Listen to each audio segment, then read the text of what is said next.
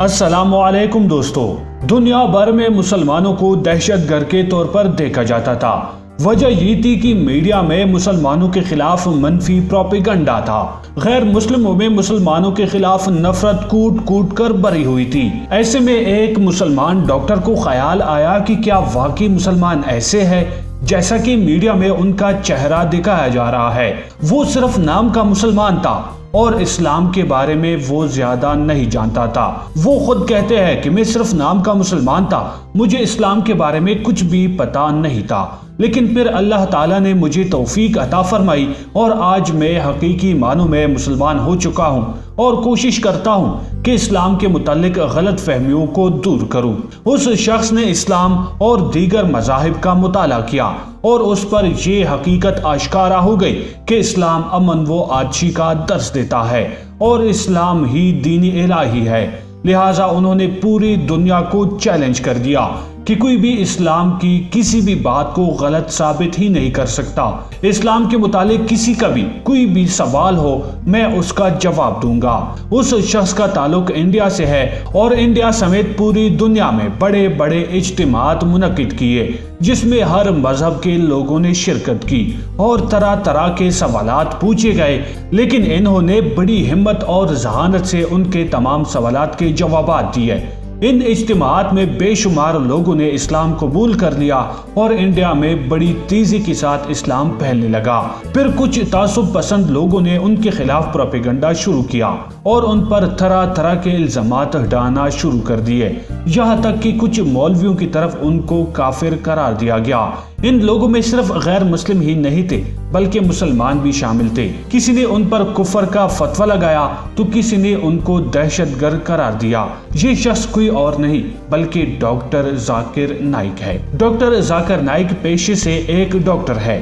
انہوں نے ایک عرصے تک طبی خدمات سر انجام دیے، لیکن اللہ تعالیٰ کو ڈاکٹر ذاکر نائک سے کچھ اور ہی کام لینا منظور تھا۔ چنانچہ 1991 میں وہ دعوت و تبلیغ کے میدان میں آ گئے اور ممبئی میں اسلامک ریسرچ فاؤنڈیشن نامی ایک ادارہ قائم کیا۔ 2006 میں جب ڈاکٹر نائک سے پوچھا گیا کہ دعوت و تبلیغ کی طرف ان کا رجحان کیوں کر ہوا اور کس شخصیت سے متاثر ہو کر انہوں نے ایسا کیا، تو انہوں نے جواب دیا کہ وہ جنوبی افریقہ کے مشہور مبلغ اور تقابل ادیان کے ممتاز مناظر احمد دیدات سے متاثر ہے اور انہی سے ترغیب پا کر وہ اس میدان میں آئے ہیں۔ ڈاکٹر ذاکر نائک نے 1987 میں احمد دیدات سے ملاقات کی تھی اور انہی سے انہیں دعوتی میدان میں کام کرنے کی ترغیب ملی۔ چنانچہ اس کی 3 سال بعد ڈاکٹر نائک نے دعوتی میدان میں کام کرنا شروع کر دیا۔ ڈاکٹر ذاکر نائک نے دین اسلام کی دعوت و تبلیغ کے لیے روایتی علماء کا طریقہ اختیار نہیں کیا۔ انہوں نے کسی مسلم گروہ یا کسی مخصوص فرقے تک خود کو محدود نہیں رکھا، بلکہ انہوں نے اپنی دعوت و تبلیغ کا دائرہ وسیع کرتے ہوئے پوری قوم کو اپنا مخاطب بنایا، جس میں مسلم، غیر مسلم اور دیگر مذاہب کے لوگ شامل تھے۔ ڈاکٹر ذاکر نائک نے مسلمانوں میں رائج غلط عقائد اور رسوم و رواج کے خلاف آواز بلند کرنے اور انہیں خالص کتاب و سنت کی طرف دعوت دینے کے ساتھ ساتھ غیر مسلموں کو بھی اسلام کی دعوت دینا شروع کیا۔ بعد میں عصری تقاضوں کے مد نظر اپنے دعوتی پیغام کو دنیا بھر میں عام کرنے کے لیے انہوں نے کئی زبانوں میں ٹی وی چینل شروع کیے جس کا نام پیس ٹی وی رکھا۔ ان کے دعوتی اور تبلیغی مشن کو زبردست کامیابی ملی۔ چنانچہ جب بڑی تعداد میں لوگ ان کے ہاتھ اسلام قبول کرنے لگے تو دیگر مذاہب کے لوگوں میں ان کے خلاف نفرتیں پھیلنے لگی اور انہوں نے نائک کے خلاف سازشی کرنا شروع کر دی۔ مسلمانوں میں ایک طبقہ ان کا کٹر مخالف ہو گیا کیونکہ ڈاکٹر ذاکر نائک نے ان کے عقائد میں اصلاح کی کوشش کی، ان کو غلط رسوم و رواج سے باز آنے کی اپیل کی۔ ڈاکٹر ذاکر نائک کے ان مخالفین نے ہمیشہ ان کو دبانے کی کوشش کی، ان کو دعوتی سرگرمیوں پر روک لگانے کی ہزارہا جتن کیے، لیکن انہیں کامیابی نہیں ملی، بلکہ اس کے برعکس ڈاکٹر ذاکر نائک کی آواز مزید مضبوط ہو گئی۔ ان کے ماننے اور چاہنے والوں کی تعداد دنیا بھر میں مستقل طور پر بڑھتی گئی۔ ڈاکٹر ذاکر نائک اپنے قائم کردہ پیس ٹی وی نیٹ ورک کے ذریعے علم کی کرنیں بکھیر رہے تھے۔ ان کا جی ٹی وی چینل تمام انسانیت کے لیے انصاف، اخلاقیات، مذہبی رواداری اور دانش کی تبلیغ کا فریضہ سر انجام دے رہا تھا، مگر بھارتی حکومت کے ایک مسلمان کے بارے میں تعصب کا اندازہ اس سے کیا جا سکتا ہے کہ اس نے 2012 میں اس چینل پر محض اس لیے پابندی لگا دی کہ وہ اسلام کی خدمات سر انجام دے رہا تھا۔ یہ ایک ایسا جرم تھا جو فرقہ پرست ہندو تنظیم راشٹریہ سیوک سنگھ سے برداشت نہ ہو سکا اور حکومت پر دباؤ ڈال کر پیس چینل کو بند کروا کر ہی دم لیا۔ ایک بھارتی صحافی کے مطابق ممبئی پولیس نے فرقہ پرستی پھیلانے کی جھوٹے اور گھٹیا الزامات لگا کر ڈاکٹر نائک پر اجتماعات سے خطاب کرنے پر بھی پابندی لگا دی۔ یوں بین المذاہب یکجہتی کے بہت بڑے علمبردار کی آواز کا گلا گھونٹ دیا گیا۔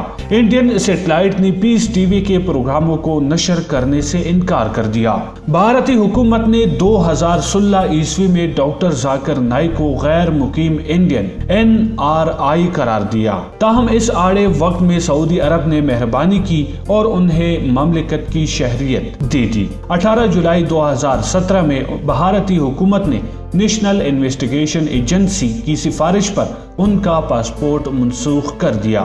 28 جولائی کو انہیں قانون شکنی کا مرتکب قرار دیتے ہوئے ان کے اثاثوں کی ضبطگی کا عمل شروع کر دیا، جو کہ انسانی حقوق کی بدترین خلاف ورزی تھی۔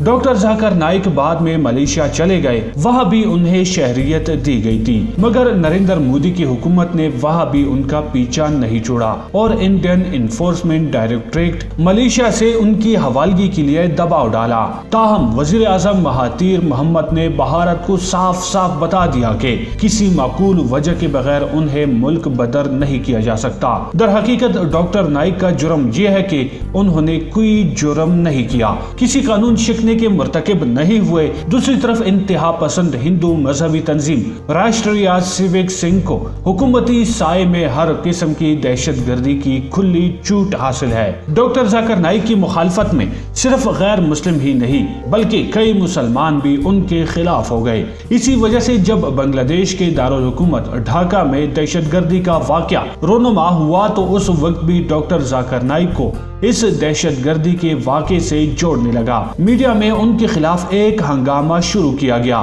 ان کو ایک ویلن کے طور پر پیش کیا جانے لگا۔ اس کے علاوہ کچھ مولویوں نے بھی ڈاکٹر ذاکر نائک کے خلاف فتوے جاری کیے، بلکہ بعض مولویوں نے تو ڈاکٹر ذاکر نائک کو کافر تک قرار دیا۔ لکھنؤ کے ایک مفتی نے اپنے فتوے میں یہاں تک کہہ دیا کہ ان کو مسلم فرقے سے خارج مانا جائے کیونکہ وہ مسلمان نہیں بلکہ کافر ہے۔ پتہ نہیں کہ یہ مولوی ایسا کیوں کرتے ہیں، حالانکہ جناب ڈاکٹر ذاکر نائک صاحب ایک عرصے سے اپنی تقریروں کے ذریعے اسلام کے متعلق غلط فہمیوں کا تسلی بخش جواب دیتے ہیں۔ پوری دنیا میں ان کی تقاریر سے خاص طور پر غیر مسلم حضرات اسلام کے متعلق ضروری جانکاری حاصل کرتے ہیں۔